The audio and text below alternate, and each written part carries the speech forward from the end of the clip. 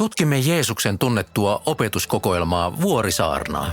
Jeesus vietti suurimman osan ajastaan köyhien ja vaatimattomien ihmisten luona ja sanoi, että Jumala oli aloittamassa maailman pelastamisen hänen kauttaan ja heidän kauttaan. Miltä Jumala oli pelastamassa maailman?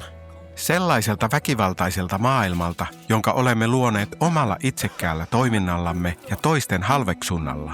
Jumala haluaa yhteisöjä, joissa vallitsevat koko sydäminen rakkaus ja kunnioitus. Jeesus kuvasi tätä elämäntapaa ikivanhalla Raamatun sanalla, vanhurskaus. Vanhurskas ihminen toimii johdonmukaisesti oikein Jumalaa ja muita ihmisiä kohtaan. Jeesus sanoi, että niin elävät pääsevät taivasten valtakuntaan. Selvä, mutta elämä on sotkuista. Mistä edes voimme aina tietää, mitä oikein toimiminen kaikissa tilanteissa tarkoittaa? Sepä se. Muista, että Jeesus oli israelilainen ja Israelin kansalla oli kysymykseen yksinkertainen ja syvällinen vastaus. Jotta voi toimia oikein suhteessaan Jumalaan ja ihmisiin, pitää oppia Jumalan viisautta. Ja mistä saa Jumalan viisautta? Israelilaiset löysivät Jumalan viisauden mietiskelemällä pyhiä kirjoituksiaan, eli Tooraa ja profeettakirjoja. Toora tarkoittaa 5 ensimmäistä kirjaa Raamatun alussa. Aivan. Hebreaksi Toora tarkoittaa opetusta, vaikka Raamatuissamme se on usein käännetty laiksi. Mutta nämä kirjat eivät ole vain lakeja. Eivät niin. Toora on kertomus Jumalan suunnitelmasta hallita maailmaa yhdessä ihmisten kanssa. Kun ihmiset pilasivat tämän kumppanuuden hölmöydellään ja väkivallallaan, Jumala käynnisti pelastussuunnitelman. Ensin hän valitsi ja pelasti israelilaiset ja kutsui heidät sitten liittosuhteeseen. Aivan. Kertomus Mooseksesta Siinain vuorella. Siellä he saivat käskyt, joiden mukaan elää. Jep. Tooran jälkeen tulivat profeetat, jotka jatkoivat kertomusta. He näyttivät, miten Israel ei elänytkään Jumalan viisauden mukaan, vaan rikkoi käskyjä. He kirjoittivat myös runoutta siitä, miten heidän epäonnistumisensa ei ollut tarun loppu. Jumala toisi kumppanuuden täyteyteensä. Jeesus ja hänen kansansa uskoivat, että Toora ja profeetat ilmoittavat Jumalan viisauden kaikille, jotka mietiskelevät niitä päivin ja öin. Selvä. Mutta palataanpa käskyihin. Miten Jumalan viisauden voi löytää ikivanhasta lakikokoelmasta? Niinpä. Tooran lait olivat ikivanhoja myös Jeesuksen näkökulmasta. Ne oli annettu vuosisatoja aiemmin, kun israelilaiset pystyivät vielä elämään vapaasti omassa maassaan. Mutta Jeesuksen aikana maata miehittivät roomalaiset. Kaikkia alkuperäisiä lakeja ei edes voitu noudattaa. Okei, se on ongelma. Lisäksi Tooran 613 lakia eivät olleet kaiken kattava sääntökirja.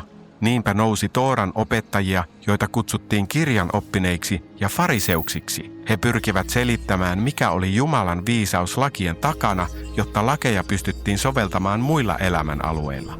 Toora esimerkiksi kielsi israelilaisilta työnteon 1 päivänä viikossa.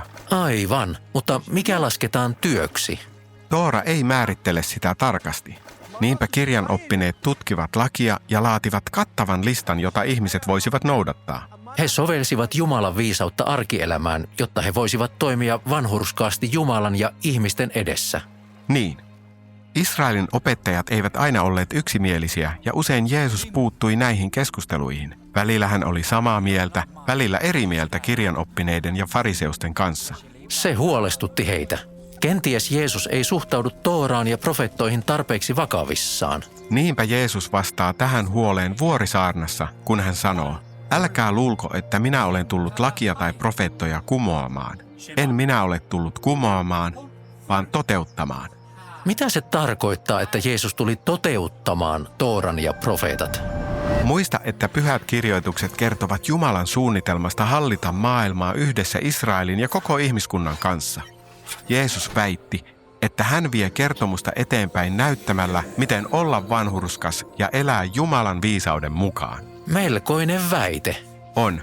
Jeesus sanoi jopa, että hänen ajatuksensa vanhurskaudesta oli tarkemmin linjassa Jumalan viisauden kanssa kuin kenenkään muun käsitys siihen aikaan.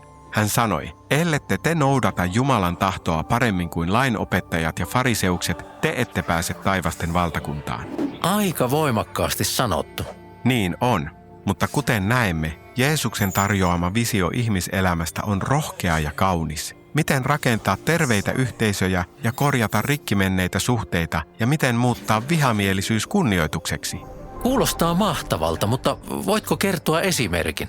Itse asiassa Jeesus tekee juuri niin esittelemällä 6 tapausta. Hän ottaa aina yhden käskyn Toorasta ja selittää sitten, mitä käsky kertoo Jumalan viisaudesta, jotta voimme oppia johdonmukaisesti rakastamaan Jumalaa ja tekemään oikein lähimmäistämme kohtaan.